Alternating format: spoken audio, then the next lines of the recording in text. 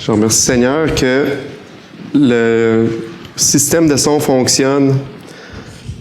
Je vais juste imaginer la souffrance que mon oncle Réal a dû subir la semaine passée, être obligé de parler, pas de micro. Moi, je suis pas sûr que j'aurais été aussi efficace. J'étais assis proche, j'ai bien entendu, mais je pense que les gens, on a bien entendu, puis on a surtout apprécié la parole de Dieu. Ce matin, j'aimerais ça qu'on tourne ensemble dans Matthieu 9. Le titre de ce que j'aimerais qu'on partage, c'est « Matthieu le publicain, les propres justes et Jésus ». Mais avant ça, je vous ai fait une petite chronique création, elle sera pas longue. En 1954, ils ont séquencé l'ADN, puis ils ont découvert le code génétique. Puis après ça, les recherches scientifiques ont continué, puis là, ils ont pu comprendre un petit peu comment les gènes fonctionnaient, puis que là, ça produisait des protéines, puis qui pouvaient constituer l'être humain. Puis là, ils ont réalisé que seulement l'ADN, elle a 3,2 milliards de nucléotides de lettres en ligne, là, en double hélice dans nos cellules. Puis là, ils ont réalisé que seulement 2% de ça codait pour des protéines. Fait que là, dans la grande connaissance des gens, ils ont dit, c'est parce qu'on a évolué de bactéries, puis aujourd'hui, on est rendu des êtres humains. Fait que 98% de notre ADN sert plus à rien, c'est de l'ADN poubelle, c'est un reste de l'évolution qu'on n'a plus besoin aujourd'hui pour l'être humain. Mais ils ne connaissaient pas encore toute l'ADN. Puis là, il y a des gens créationnistes qui ont prédit, puis ont dit, il me semble que ça fait pas de sens qu'un Dieu créateur qui nous aurait fait un être humain avec 98% de son code génétique qui sert à rien. Là, ces gens-là, ils ont dit, je pense que c'est juste parce qu'on connaît pas à quoi que c'est quoi l'utilité. Puis, effectivement, en 2008, je pense, ils ont séquencé, au début des années 2000, ils ont séquencé l'ADN au complet humain. Puis là, ils ont commencé à faire plus d'études dessus, puis ils se sont rendus compte, en 2012, par un projet qui s'appelait ENCODE, et là, ils sont présentement rendus à 80% de l'ADN qui est fonctionnel puis qui a une fonction dans le corps humain. Quand on fait juste penser à partir de 2 petites cellules, un spermatozoïde puis un ovule, puis faire un petit bébé qui se construit, ça a besoin de beaucoup de choses. Il faut que les doigts apparaissent, les yeux, le cerveau, il faut tout se différencier. Puis c'est des choses que l'ADN a toute la fonction pour diriger comment est-ce qu'un enfant va se développer, entre autres. Puis les recherches continuent, puis de plus en plus, ils trouvent des fonctions. Puis là, j'ai pas les dernières recherches, mais je suis certain qu'ils sont rendus à beaucoup plus que 80% de fonctions. Là, est-ce qu'on va arriver à 100%? Non, parce qu'on est dans un monde pécheur qui se dégrade avec le temps et les mutations. Ça fait beaucoup plus de sens que de penser que 98% de notre ADN est une poubelle, que Dieu aurait créé l'être humain, puis que l'être humain aurait 98% des choses qui ne servent à rien.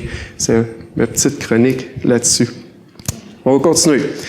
Si vous avez des questions plus pointues, vous viendrez me voir après. Je vais pouvoir vous aider. C'était mon domaine d'études à l'université, que je connais ça comme il faut. Matthieu 9, on va lire les versets 9 à 13. De là, étant allé plus loin, Jésus vit un homme assis au bureau de payage qui s'appelait Matthieu. Il lui dit « Suis-moi ». Cet homme se leva et le suivit. Comme Jésus était à table dans la maison, voici beaucoup de publicains et de gens de mauvaise vie vinrent se mettre à table avec lui et avec ses disciples. Les pharisiens virent cela et dirent à ses disciples, « Pourquoi votre maître mange-t-il avec les publicains et les gens de mauvaise vie? » Jésus, les ayant entendus, leur dit, « Ce ne sont pas ceux qui se portent bien qui ont besoin de médecins, mais les malades. Allez et apprenez ce que signifie « Je prends plaisir à la miséricorde et non au sacrifice, car je ne suis pas venu appeler des justes, mais des pécheurs. » C'est ça qu'on se courbe dans la prière. Seigneur Jésus, toi le Tout-Puissant, Créateur des cieux et de la terre, toi notre bien-aimé Sauveur, toi qui connais nos faiblesses, qui as participé à notre chair en tant qu'homme, Seigneur, tu sais nos grands besoins. Notre plus grand besoin, c'est de te connaître. Je te prie de te révéler à chaque personne, Seigneur, ce matin. Si tu l'as déjà fait, renouvelle dans les cœurs ce que tu as fait pour eux, Seigneur. Tu es tellement merveilleux. Bénis ce temps qu'on passe ensemble de ta parole. Amen. Excusez, je suis un petit peu fatigué aujourd'hui. On a eu une grosse fin de semaine. Il y avait la conférence hier. J'espère que je ne serai pas trop émotif, mais ça devrait bien aller. L'histoire commence, là, je ne l'ai pas là, mais si on avait lu le début du chapitre, l'histoire commence à Capernaum. Capernaum, je peux vous le montrer. C'est une ville qui est au nord de Jérusalem. C'était un point central en Israël parce que c'était aussi la place que le trafic passait entre, mettons, Jérusalem, Capernaum, puis il allait vers la Syrie, à Damas, ou vers Tyr, où il y avait les ports, les bateaux, puis le transport. C'était un point central de l'Empire romain, une ville juive. Là. Puis c'est là que l'histoire commence. Puis dans l'histoire, si on avait lu Luc 5, on aurait vu que les docteurs de la loi, les pharisiens, puis les scribes étaient partis de Jérusalem, puis allaient vers Capernaum pour aller voir Jésus, puis entendre Jésus. Jésus avait commencé son ministère. Là, il y avait eu beaucoup de guérisons. Puis les gens commençaient à le connaître. Puis là, les chefs religieux voulaient savoir c'était qui ça. C'était qui ce nouveau maître-là, ce nouveau rabbi là, que les foules suivaient, puis écoutaient, puis aimaient. Fait que là, on voit les gens venir comme ça. Puis dans le début du chapitre, on voit un miracle qui est extraordinaire. On voit 4 hommes qui amènent un paralytique. Puis là, ils l'amènent pour voir Jésus, mais la foule était trop grande, fait qu'il n'y avait pas de place. Fait que ces hommes-là, ils savaient, il faut que notre ami voit Jésus, il faut qu'il le voie. Fait qu'il avait monté sur le toit, puis il avait commencé à défaire le toit. Fait que là, Jésus avait dit « Hey, qu'est-ce que vous faites là? » Non, c'est pas ça. Mais si vous autres, quelqu'un a commencé à défaire votre toit, peut-être vous auriez réagi. Non, mais il l'a laissé descendre, le paralytique. Puis là, les premiers mots de Jésus, c'était, vous en souvenez? « Tes péchés sont pardonnés. » En voyant la foi de l'homme, là, il y avait des hommes qui l'avaient amené, puis de cet homme-là, tes péchés sont pardonnés. Puis là, les pharisiens, puis les scribes, puis les docteurs, ils avaient été scandalisés. Ah, c'est juste Dieu qui peut pardonner les péchés. Mais est-ce que je vous révèle quelque chose si je vous dis, Jésus, c'est Dieu. Jésus pouvait pardonner les péchés. Puis là, il a dit, pour que vous sachiez que j'ai le pouvoir de pardonner les péchés, mais prends ton lit, lève-toi, puis marche, puis retourne chez vous. Puis le paralytique, il obéit à l'ordre de Jésus, il s'est levé, puis il est parti. Puis là, il venait de démontrer aux gens qui étaient là qu'il n'était pas comme les autres. Hein. Il faisait des miracles, il prenait l'autorité sur le péché, puis il pardonnait les péchés. Puis, malheureusement, ça l'a tombé dans des cœurs qui ont été attentifs, puis ont été « wow » devant ça. Puis il y en a d'autres qui se sont endurcis devant ça, puis ils ont été « il blasphème, puis qu'est-ce qu'il dit là, puis il se prend pour Dieu ». Puis là, l'histoire continue, puis on voit Jésus qui quitte là, puis c'est là qu'on commençait. De là, étant allé plus loin. Après cet épisode-là, Jésus va plus loin, puis il se ramasse à un bureau de payage à Capernaum. Puis le bureau de payage, c'est là qu'il collectait les impôts. Puis c'est pour ça que Capernaum, c'est important, c'était un point central entre Tyr, la mer Méditerranée, la Syrie, Jérusalem. Puis il y avait beaucoup de commerce puis de choses qui se faisaient là. Puis les impôts qui parlent là, ou le point de payage, c'était un genre de douane. Puis l'homme qui était présent, de là, on va être au verset 9. Au bureau de payage, il s'appelait Matthieu. Puis là, on voit un publicain dans la parole, ça dit que Matthieu est présenté comme un publicain. Les publicains, c'est des collecteurs de taxes. Dans d'autres passages, là, c'est des collecteurs de taxes. Puis pour les Juifs, ça, c'est des moins que rien. Hein. Un Juif national ou même dans les Juifs normaux là, de l'époque, eux, c'était les traîtres à la nation parce qu'ils avaient quitté, dans le fond, leur nation, puis ils s'étaient associés aux Romains pour collecter les taxes pour le remettre aux Romains. Fait qu'ils prélevaient leurs propres concitoyens, ils le remettaient aux Romains. C'était pas des gens très honnêtes. On le voit avec l'histoire de Zachée, où que Zachée dit, je vais remettre au quadruple, puis tout, puis tu vois qu'il s'en était mis dans les poches, là, Zachée, et puis il le savait très bien, là. C'était pas des gens qui avaient une bonne réputation du tout, en fait. J'ai quelques caractéristiques, collecteurs de taxes, considérés des voleurs, mauvaise réputation. Ils travaillaient pour les Romains, c'était mal vu. Ils avaient fait allégeance à César. Pour pouvoir collecter les taxes, il fallait qu'ils fassent allégeance à César. César, c'est un petit peu comme Darius, qu'on a lu. Hein, il se prenait un peu pour un autre, il voulait recevoir l'adoration, la gloire. Puis pour les Juifs, c'était un peu blasphémer, c'était dire qu'il y a un autre Dieu. Les Romains le voyaient pratiquement comme un dieu. César qui avait conquis tout cet empire-là, qui dirigeait un empire immense. Fait que pour les Juifs, un publicain, c'était vraiment pas bien vu, était exclu de la vie politique juive. Il n'avait pas le droit d'avoir aucune fonction politique pour les Juifs. il était exclu des synagogues. Il était comme excommunié des synagogues. Puis même leur témoignage en cours n'était pas valide. S'il arrivait quelque chose, là, puis que c'était un publicain qui était témoin, quand il arrivait en cours, là, les historiens disent que c'était pas valide, qu'est-ce qu'il disait. Fait que quand on dit Jésus, il arriva au bureau de payage, puis il a vu un homme qui s'appelait Matthieu, puis il a dit à Matthieu, « Suis-moi ». Puis là, les gens sont autour, puis les gens voient ça, puis entendent ça. C'est scandaleux pour eux autres. Le rabbi, le maître, qui est supposé d'enseigner la loi de Moïse, puis de parler de Dieu, puis il prend un publicain, puis qui lui dit de le suivre. Dans certains passages que j'ai lus, je trouvais ça intéressant. Pour les chefs religieux juifs, même les publicains n'avaient pas de voie de rédemption à part par la mort. Ils ne pouvaient pas espérer se racheter de leurs choses qu'ils avaient faites.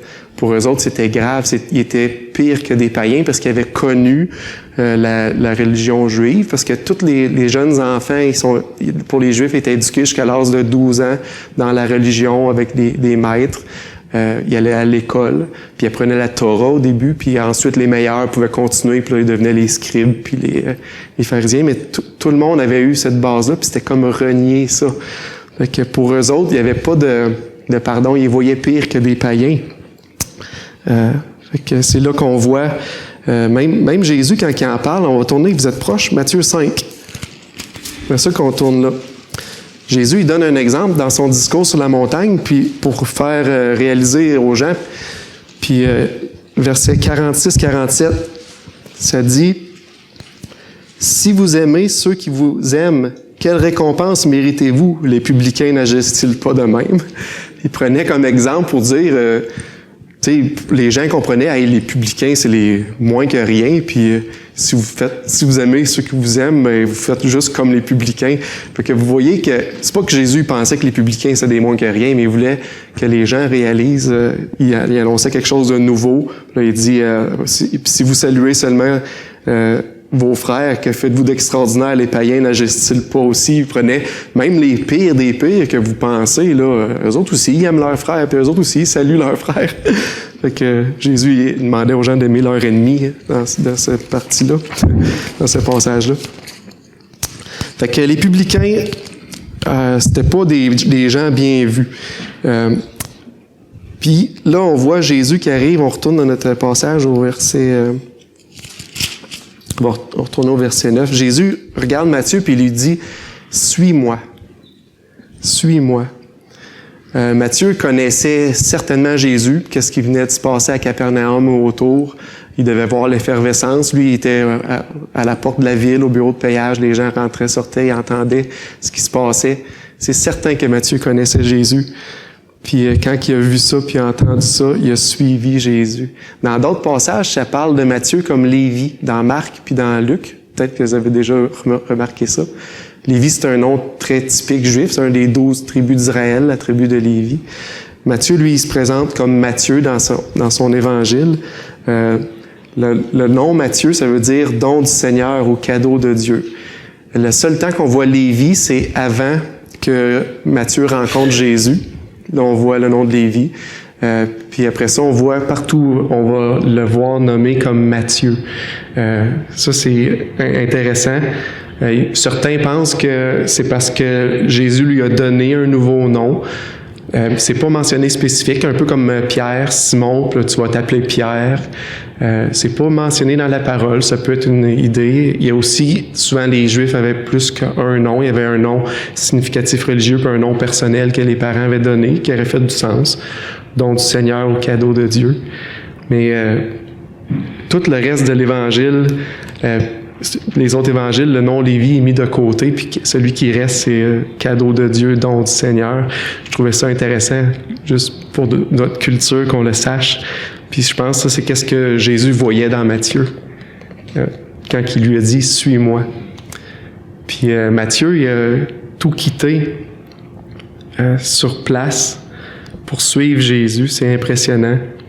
Même Matthieu, quand il parle de lui-même, dans Matthieu 10, allez, vu qu'on est proche, on va tourner. Matthieu 10, versets 2 à 4. Quand Jésus a envoyé la première fois les 12 apôtres, il les a envoyés, Matthieu il parle de lui-même, puis il dit « Voici le nom des 12 apôtres, le premier Simon appelé Pierre et André, son frère, Jacques, fils de Zébédée, et Jean, son frère, Philippe et Barthélemy, Thomas et Matthieu, le publicain. » C'est le seul qui parle comme ça. Les autres évangiles, ou même dans l'Acte des apôtres, ça le présente jamais comme ça, mais Matthieu il a toujours voulu se souvenir de ses sources. Matthieu, le publicain, celui que le monde n'aimait pas, celui qui était rejeté, celui que le maître a dit « Suis-moi ». Puis Matthieu a répondu, je trouve ça beau, excusez. Il a répondu, puis il a suivi le maître. Il a senti l'amour de Christ, certainement, il a senti la grâce de Christ qui reposait sur lui, puis il s'est senti désiré, puis il s'est senti aimé, puis il l'a suivi. Jésus venait juste de prendre 4 gars qui allaient à la pêche pour disciples. On le voit un petit peu avant. Il avait probablement choisi d'autres aussi qui le suivaient. Tout du monde bien ordinaire. Puis là, on pourrait dire qu'il venait de prendre le pire des pires aux yeux des Juifs. Il venait de prendre le plus pas bon qui pouvait exister. Puis il lui dit « Suis-moi ». Puis Matthieu, il a tout quitté. Puis Matthieu, il s'est senti aimé dans ce cas-là. Est-ce qu'on a besoin d'être digne pour mériter quelque chose puis pour pouvoir aller à Jésus? Ou bien Jésus nous appelle comme on est, puis qu'on remette notre confiance en lui, puis on le suit. On a parlé ce matin tellement. Matthieu, c'était un bel exemple de ça. Il n'y avait rien à offrir à Christ. Il n'y avait rien à offrir à Jésus. Il avait renié sa foi pour l'argent, pour les Romains. Mais il avait été touché par ce qu'il connaissait de Christ et de Jésus. Puis quand il a entendu « Suis-moi », l'appel de l'amour, de la grâce de Christ, il a tout laissé puis il a suivi Jésus. Matthieu s'est pas réformé avant de dire « Je vais être assez bon puis je vais suivre ». C'est un coup que Christ a vécu en lui, que Christ l'a réformé puis l'a changé puis il a changé sa vie. Puis des fois, on pense les choses à l'envers. On est toujours mieux au pied de la croix de Christ, puis lui va s'occuper de ça, de nous réformer, de nous changer, de nous montrer par son esprit, de nous faire grandir, que penser qu'on peut, par nous-mêmes, par nos efforts, se changer ou atteindre quoi que ce soit. Ce que j'aime aussi, c'est que l'appel de « Suis-moi » de Christ, Christ il l'a fait à tout le monde. Il nous demande de le suivre. Puis ça vient avec les bénédictions, ça vient avec les tribulations. Mais on a à faire ce pas-là dans Matthieu 19. On va tourner là. Un passage un petit peu semblable. Matthieu 19, versets 27 à 29. Excusez.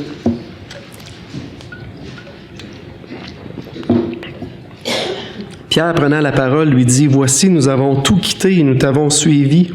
Qu'en sera-t-il pour nous? » Pour tous ceux qui ont suivi Christ, qui ont suivi Jésus, comme Matthieu avait fait. Jésus leur répondit « Je vous le dis en vérité, quand le Fils de l'homme, au renouvellement de toutes choses, sera assis sur le trône de sa gloire, vous qui m'avez suivi, vous serez de même assis sur 12 trônes et vous jugerez les 12 tribus d'Israël. Et quiconque aura quitté à cause de mon nom son frère, ou ses sœurs, ou son père, ou sa mère, ou sa femme, ou ses enfants, ou ses terres, ou ses maisons, recevra le centuple et héritera la vie éternelle. » Jésus veut qu'on le suive parce qu'il veut nous bénir. Puis Matthieu a goûté ça. Tous les enfants de Dieu qui ont suivi Christ un jour ont goûté ça. Suivre Christ, ça ne veut pas juste dire les bénédictions. Je pense que vous êtes très conscients de ça dans vos vies. Dans le passage qu'on vient de lire, quiconque aura quitté son père, sa mère, ses enfants. Des fois, ça veut dire ça. Des fois, ça veut dire quitter un travail, comme Matthieu a quitté son travail, qui était très payant en passant, pour suivre Christ. C'est sûr qu'on quitte tout quelque chose pour suivre Jésus. On quitte le monde, ses attraits, on quitte nos esclavages, notre péché. Ça ne dit pas qu'on n'est pas encore pécheur, mais on veut les laisser à Christ, puis on veut suivre Christ. C'est pas tout le monde, ça va être aussi extravagant comme Matthieu, ou ce qui quitte son travail très payant pour suivre. Mais ça va venir aussi avec des moments qui vont être difficiles, comme Jésus l'a annoncé. Juste pour Matthieu, la tradition chrétienne dit qu'il a été missionnaire ensuite jusqu'en Éthiopie, s'est rendu jusqu'en Éthiopie où il est mort martyr en évangélisant. Ça, c'est la fin de sa vie. Dans Jean 16, c'est ça qu'on tourne là. Suivre Jésus, ça veut dire, oui, des bénédictions, la vie éternelle. Ça veut dire quitter certaines choses. Ça veut dire aussi porter la croix, le joug de Christ qui est léger et doux, mais le suivre. Jean 16, 33, je vous ai dit ces choses afin que vous ayez la paix en moi. Vous aurez des tribulations dans le monde, mais prenez courage, j'ai vaincu le monde.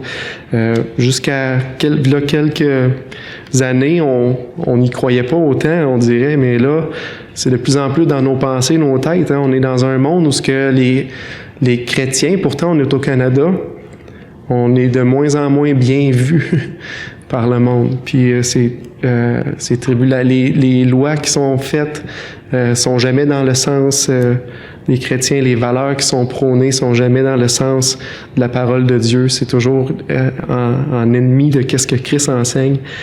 Fait que oui, faut y croire, puis il faut être prêt de suivre Christ malgré ça. Vous aurez des tribulations dans le monde, mais prenez courage, Christ a vaincu le monde. C'est pas le monde qui va nous arrêter. Il n'y a pas rien qui va arrêter les enfants de Dieu. Une des premières actions que Matthieu a faites, on va retourner dans Matthieu 10, Matthieu 9, excusez. Une des premières actions que Matthieu a faites quand il s'est mis à suivre Jésus, il a voulu que les autres, ceux qui connaissaient, le connaissent aussi. Qu'est-ce qu'il a fait? Il a fait un festin. On aurait lu ça dans Luc 5. Dans Luc 5, il a fait un festin chez lui, puis il a invité ses amis. Ses amis, c'était des publicains, des gens de morale douteuse, des gens de mauvaise vie. Mais c'est ça qu'il a fait, parce qu'il voulait que les gens connaissent Christ. Oups, j'ai sauté, c'est vrai, j'avais un petit visuel. Matthieu le publicain qui est « Suis-moi ». Puis là, il se ramasse, Jésus se ramasse avec ce groupe-là au repas que Matthieu a fait à son honneur pour lui, à la maison avec ses disciples. Puis on est au verset 10. Comme Jésus était à table dans la maison, voici beaucoup de publicains et de gens de mauvaise vie vinrent et se mettre à table avec lui, avec ses disciples. On va continuer le verset 11. Les pharisiens virent cela et dirent à ses disciples, « Pourquoi votre maître mange-t-il avec les publicains et les gens de mauvaise vie? » Les pharisiens, eux, c'était ceux qui portaient la loi de Moïse. Ils suivaient la loi de Christ. Ils étaient les transmetteurs au peuple. C'est eux qui en parlaient avec les prophètes puis les scribes. Puis ils étaient des observateurs de la loi. Puis pour eux, c'était inconcevable qu'un rabbi ou un maître s'associe avec des pécheurs ou avec des publicains, qui est avec lui puis est après socialisé avec les pécheurs puis les publicains. C'était pas concevable dans leur tête. C'était comme de se coller avec des gens qui avaient la lèpre. Tu devenais pécheur par association. Mais c'est pas comme ça que ça marche, hein? Vous connaissez. Hein? Puis Jésus, il était avec eux, puis il voulait être avec eux.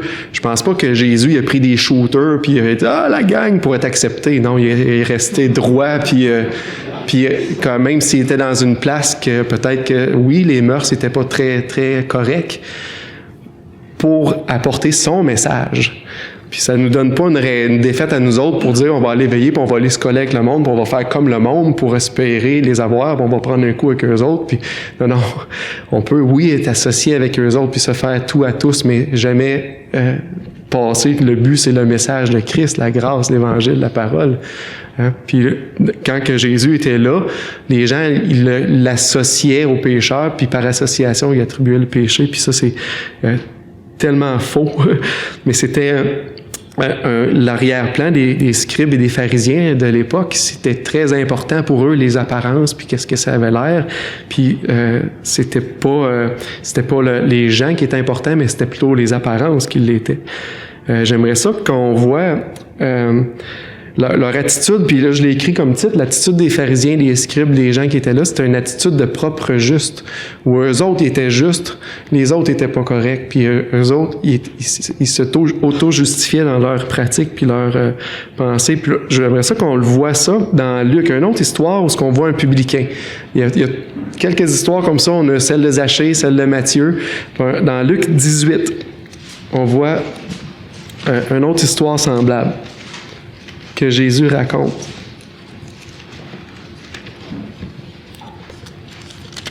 Luc 18, on va lire les versets 9 à 14. Il dit encore cette parabole en vue de certaines personnes se persuadant qu'elle était juste. Fait qu'il y a des gens à l'époque, puis je vous dirais aujourd'hui encore, c'est pas différent. Il y a des gens qui se persuadent eux-mêmes, qui se disent, moi je suis juste. Puis ils faisaient aucun cas des autres. On continue l'histoire. 2 hommes montèrent au temple pour prier. L'un était pharisien et l'autre publicain. Le pharisien debout priant en lui-même, ô Dieu, je te rends grâce que je ne suis pas comme le reste des hommes, qui sont ravisseurs, injustes, adultères, ou même comme ce publicain, puis là il pointe l'autre. Hein? Je jeûne 2 fois par semaine, je donne la dîme de tous mes revenus. Cette personne-là, elle avait une haute estime de lui. C'était un propre juste. C'est ça que je dis. Puis là, à côté, il y a le contraste total. Le publicain, se tenant à distance, n'osait même pas lever les yeux au ciel. Même, il se frappait la poitrine en disant « Ô Dieu, sois apaisé envers moi qui suis un pécheur. Je vous le dis, celui-ci descendit dans sa maison justifié plutôt que l'autre, car quiconque s'élève sera abaissé, et celui qui s'abaisse sera élevé. » Quand on lit cette histoire-là, on a toute de la sympathie pour le publicain, parce qu'il est arrivé à un point dans sa vie où il a réalisé sa condition de pécheur, puis que la seule chose qui lui reste devant Dieu, là, c'est la miséricorde de Dieu. Il venait de réaliser, là, lui, « Wow, moi, je peux pas m'attendre à rien. Là. La seule affaire qui va pouvoir me sauver, c'est que Dieu me fasse miséricorde. » Puis il était rendu là dans sa vie. Puis là, j'aimerais ça qu'on prenne un break. Là. C'est pas ça le message que Jésus a pour tout le monde, qu'on soit pharisiens, publicains, religieux, bandits, des gens normaux, des pauvres, des jeunes, des riches, des vieux, des hommes, des femmes, ou ceux qui pensent qu'il y a d'autres choses que des hommes puis des femmes. Peu importe. Hein? Jésus, il veut qu'à quelque part, dans un temps dans notre vie, on reconnaisse que, wow, sans Dieu, sans Christ, moi, j'ai rien, là. Puis j'aurai jamais rien, là. C'est ça qu'il veut. Dans Luc 5, 32, ça, c'est le passage qui est parallèle. Ouais, c'est pas tout à fait là que je voulais qu'on a. Excusez, on va peut-être y aller tout à l'heure. Ouais, non, on va y aller. Luc 5, 32, excusez. C'est une autre place qu'on va aller tout à l'heure. Le passage est un petit peu différent, puis quand je dis que Christ, il veut qu'on se reconnaisse un jour, tous comme le publicain, dans le verset 32, à la fin, quand Jésus fait l'appel de Matthieu, puis que Matthieu le suit, puis là, ils vont au repas. Puis quand ça finit, ça dit « Je ne suis pas venu appeler à la repentance des justes, mais des pécheurs. » Jésus est venu appeler à la repentance des gens. La repentance, c'est changer de direction. C'est j'allais à quelque part puis je change. Mais il faut qu'il y ait un point dans ta vie où ce que tu réalises que tu allais dans la mauvaise direction. Puis c'est ça, le publicain qui est là devant Christ, devant Dieu au temple, puis il dit « Aie miséricorde envers moi. » Là, il réalisait qu'il était pécheur puis qu'il allait dans la mauvaise direction. Puis il a changé de voie. Puis lui, il est retourné chez lui justifié.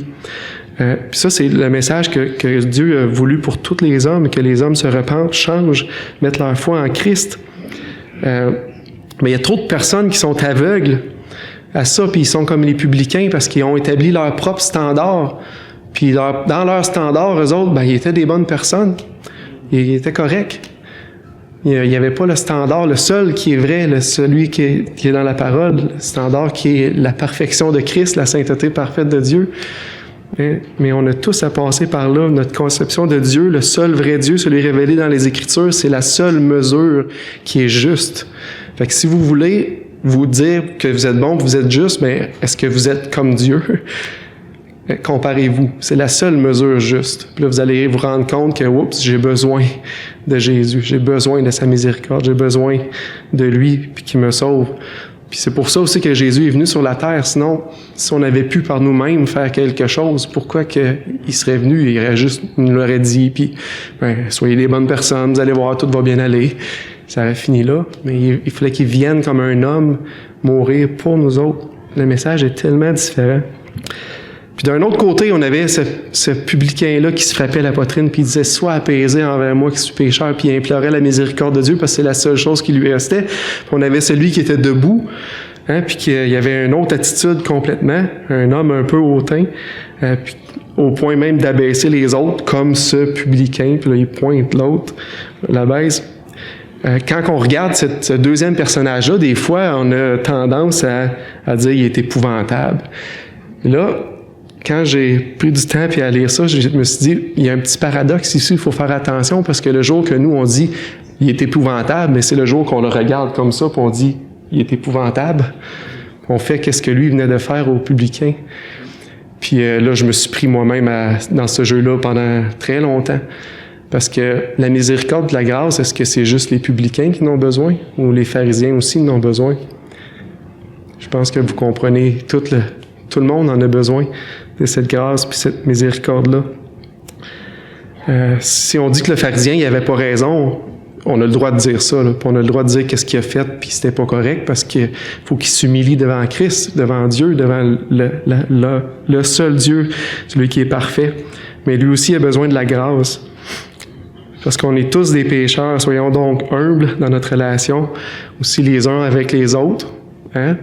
Puis on est tous pécheurs. Il faut être humble dans ces relations-là. Puis notre attitude ne devrait pas être de regarder les gens de haut, hein? Mais plutôt de les amener à Christ, à la miséricorde en Jésus. Fait que, les propres justes, le mot que j'ai mis là, ça n'existe pas. Il y en a une personne qui est juste, une personne qui est bon, c'est Jésus-Christ. Puis on peut l'être juste par lui, parce qu'il nous a imputés, parce qu'il nous donne sa justice, le jour qu'on croit. Fait que ça n'existe pas, un propre juste. Maintenant, notre dernier personnage, Jésus, on va retourner dans notre chapitre, Matthieu 9. Avant de vous parler de Jésus, j'avais une petite illustration pour vous autres. Il y a une mère un jour qui s'est approchée de Napoléon, puis qui a demandé pardon pour son fils. Puis l'empereur répondit, le jeune homme a commis 2 fois un certain délit, puis ça l'exige la mort. Ça fait 2 fois qu'il le fait, il faut qu'il meure. Là, la dame a dit, oui, mais je demande pas justice, je demande miséricorde.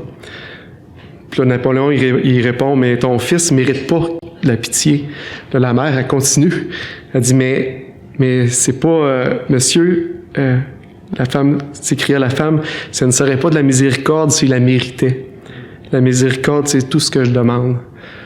Puis là, Napoléon, il a dit, t'as raison, je vais lui faire miséricorde. Puis il l'a épargné. Je trouvais ça intéressant. Ce serait pas de la miséricorde si on le méritait. Fait qu'on va continuer. Je pense que vous me voyez venir. Jésus appelle un publicain comme Matthieu. Pour Jésus, il n'y a pas personne de prédisqualifié. Son amour n'a pas de limite, sa grâce, sa miséricorde sont toujours présentes et abondantes. J'aimerais ça je vous ai fait tourner. Gardez votre main dans Matthieu. On va aller dans Romains 5. Pour les Juifs, Matthieu, lui, était prédisqualifié, puis il n'y avait aucune chance. Dans Romains 5, les versets 20, 21, ça dit « Or, la loi est intervenue pour que l'offense abonde, mais là où le péché a abondé, la grâce a surabondé. Afin que, comme le péché a régné par la mort, ainsi la grâce règne par la justice pour la vie éternelle par Jésus-Christ notre Seigneur. Le roi de gloire, notre grâce, sa grâce surabonde. » Hein? Quand que les gens ont vu Matthieu appeler un publicain, mais la grâce de Christ abondait et surabondait sur Matthieu, sur toutes les fautes, les péchés qu'il aurait pu avoir. Il n'était pas prédisqualifié aux yeux de Jésus. Puis si on réfléchit et on pense à nous autres, on est bénis de ça aussi. Hein? On n'a pas été prédisqualifié. Puis Christ, on va retourner dans 1 Corinthiens 1. On l'a lu la semaine passée, ce passage-là. 1 Corinthiens 1, c'est important de se le rappeler. Les versets 27 à 29. Mais Dieu a choisi les choses folles du monde pour confondre les sages. Dieu a choisi les choses faibles du monde pour confondre les fortes. Dieu a choisi les choses viles du monde, celles qu'on méprise, un peu comme Matthieu. hein, dans notre histoire, le publicain, celles qui ne sont point pour réduire à néant celles qui sont, afin que personne ne se glorifie devant Dieu. On fait partie de ces gens-là sur lesquels la grâce de Dieu a surabondé. Des choses viles, folles, faibles. Mais Dieu a répandu sa grâce sur nous si on s'est tourné vers lui, puis on s'est reconnu pécheur, puis on a changé de façon de penser, de direction pour aller vers Christ. Jésus voulait être avec les publicains, puis il voulait être avec Matthieu, mais il voulait le transformer. C'était son but. On est dans Matthieu 9, verset 12. Je vais lire 12, puis la deuxième partie de 13. Jésus, les ayant entendus, leur dit, « Ce ne sont pas ceux qui se portent bien qui ont besoin de médecins, mais les malades. » Puis là, on va sauter un petit peu plus loin, car je ne suis pas venu appeler des justes, mais des pécheurs. Fait que ça, c'est le cœur de Jésus était pour les malades, les pécheurs, puis les perdus. C'est là qu'on voit le cœur de Jésus dans cette histoire-là. Il est venu appeler ces gens-là. Si on avait pris l'histoire de Zachée, je vais vous lire un petit passage dans Luc. Je l'ai ici, je vois le temps passer. Là. Dans Luc 19, verset 10, là, quand c'était l'histoire de Zachée, car le Fils de l'homme est venu chercher et sauver ce qui était perdu. Fait que ça ressemble un petit peu à je suis venu, c'est les malades qui ont besoin de médecins, puis je suis venu pas appeler des justes, mais des pécheurs. Je suis venu chercher et sauver ceux qui étaient perdus. Jésus, son cœur est pour les gens qui sont malades, pécheurs, perdus, qui se reconnaissent comme ça. Ça, c'est là qu'on voit ses yeux, puis on voit qu'est-ce qu'il désire. Mais il désire que les autres aussi se repentent, puis changent. Hein? Puis il dit, vous avez pas appris que je prends plaisir dans la miséricorde. Il les enseignait aussi, les pharisiens, pour que leur cœur change. Parce qu'aux yeux de Christ, il n'y en a pas de, comme je disais, il n'y en a pas de propre juste. On connaît ça de Romains 3, ça dit dans le verset 10 à 12, selon qu'il est écrit, « Il n'y a point de juste, pas même un seul, nul n'est intelligent, nul ne cherche Dieu. Tous sont égarés, tous sont pervertis, il n'en est aucun qui fasse le bien, pas même un seul. » Il cite 2 passages dans les psaumes, là, puis il répète, il n'y a pas personne qui cherche Dieu. Là, on peut dire, ouais, mais moi, j'ai cherché Dieu.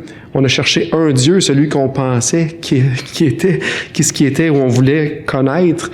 Puis oui, Dieu s'est révélé à nous parce qu'il veut qu'on le cherche dans ce sens-là. Mais c'est lui qui vient nous chercher. En fait, je ne dois jamais oublier que c'est Jésus qui est venu me chercher parce que je le cherchais pas. Personne ne cherche. On pourrait mettre le vrai Dieu. Quand on voit dans Romains, qu'on est là parce qu'on est malade, on est perdu, on est pécheur. Puis là, en Christ seulement, on peut commencer à chercher le vrai Dieu. Puis quand Matthieu a entendu l'appel « Suis-moi », ça l'a changé complètement sa vie. Puis là, au verset 13, ça dit « Allez, apprenez ce que signifie « Je prends plaisir à la miséricorde et non au sacrifice ». Jésus cite un passage dans Osée. Puis les pharisiens, ils devaient le connaître, ce passage-là. Ils devaient savoir c'est quoi. Jésus, il disait dans le fond, en gros, c'est que la miséricorde, lorsque la miséricorde est absente, les formalités religieuses sont dénuées de sens. Fait que si il n'y a pas de miséricorde, tout le reste que vous allez faire, votre justice ou vos sacrifices, les choses que vous allez mettre autour, ça n'aura pas de sens. Ça n'aura pas le sens que ça a besoin d'avoir. Jésus veut qu'on se voie pécheur, qu'on mette notre confiance dans l'œuvre de son Fils Christ, dans l'œuvre de son œuvre, sa mort à notre place, sa résurrection, puis sa grâce, puis sa miséricorde va nous transformer, puis va nous changer. Les pécheurs qui pensent qu'ils n'ont pas besoin de médecin vont pas supporter la main du guérisseur. C'est une citation, je vais vous la mettre. C'est Martin Luther qui a dit ça. C'est les pécheurs qui pensent qu'ils n'ont pas besoin de médecin ne supporteront pas la main du guérisseur. La loi est donc nécessaire pour donner la connaissance du péché, afin que l'homme orgueilleux, qui se croyait suffisant, puisse être humilié par la découverte de sa grande méchanceté et supériorité après la grâce qui est établie en Jésus ou en Christ. C'est important, ce passage-là. Puis quand que Jésus disait « Vous avez besoin d'apprendre la miséricorde », les gens avaient besoin d'apprendre qui ont besoin de la miséricorde de Dieu et de Jésus. Jésus nous dit que sa relation avec nous et avec le Père n'est pas possible par nos propres sacrifices, par nos propres règles, par notre propre conduite, mais seulement par sa miséricorde et sa grâce. J'aimerais finir avec ça, je vais le lire parce que je sens que je ne serais pas capable de le dire comme il faut. Jésus changeait le paradigme de la religion en appelant Matthieu. Les Juifs puis les scribes, eux autres, ils étaient assis dans la loi de Moïse, ils ne voyaient pas la miséricorde, on dirait, dans la loi de Moïse. Puis il a changé ça complètement. Il a appelé un homme pécheur, un moins que rien aux yeux du monde, puis Matthieu a répondu à ça. Sa grâce a changé la vie de Matthieu, sa grâce puis sa miséricorde ont changé la vie de Matthieu pour toujours. Ça a fait la même chose pour nous autres dans nos vies le jour qu'on s'est tourné vers Christ. Sa grâce, sa miséricorde ont changé complètement nos vies. Jésus l'a tant aimé qu'environ 3 ans plus tard, il a accompli ce qu'il avait décidé de faire de toute éternité. Il a aimé Matthieu, il nous a aimés nous autres. Puis 3 ans après, à peu près, qu'il avait appelé Matthieu, il est mort. Il est mort pour Matthieu le publicain. Ça ne s'arrête pas là parce qu'il est mort aussi pour les pharisiens propres justes. Il est mort pour toi, il est mort pour le monde entier, il est mort pour moi. Pourquoi? Parce que Jésus prend plaisir à la miséricorde. Parce qu'on avait besoin, puis il voulait nous faire grâce, puis il voulait nous donner sa miséricorde.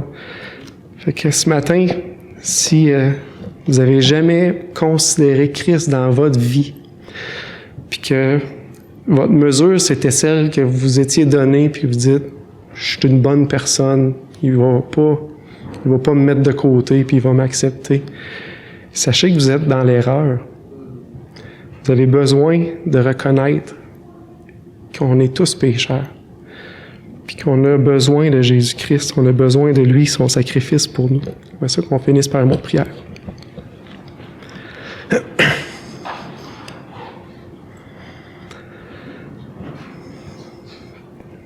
Seigneur, ta miséricorde est tellement grande. Il n'y a pas un péché que tu vas laisser de côté puis que tu laveras pas à un de tes enfants qui s'est tourné vers toi, qui s'est reconnu pécheur. Tu as tout donné, Seigneur, pour nous. Tu as donné ta vie. Personne ne te l'a enlevé. Satan pensait bien avoir gagné, Seigneur, mais tu avais donné ta vie puis tu l'as repris. C'est le pouvoir que tu avais reçu de ton Père pour donner la vie à des gens pécheurs perdus, en fait, pour donner la vie au monde, à tout le monde qui se tournerait vers toi, parce qu'on est tous pécheurs. Tu es la mesure parfaite, Seigneur, celle qu'on veut maintenant dans nos vies, parce qu'on t'aime imiter, copier. Aide-nous à avoir miséricorde, Seigneur, aux gens autour de nous, et enlève-moi, Seigneur, cette façon-là, des fois hautaine, de regarder les autres. On a tous besoin de toi. Merci pour ta grâce. Merci de t'occuper de tes enfants. Merci pour les belles promesses que tu as promis à ceux qui te suivraient. On n'est pas dans les apôtres assis sur les 12 trônes, mais Seigneur, tu nous as promis la vie éternelle en ta présence qu'on recevrait au centuple parce qu'on t'a suivi. Merci pour ces belles choses. Aide-nous à être fidèles au travers de ce temps-là, petit temps qu'on passe sur la terre, peu importe les tribulations, ce qui sera présenté devant nous. Garde-nous dans tes voies, qu'on marche par ton esprit. Au nom de Jésus. Amen.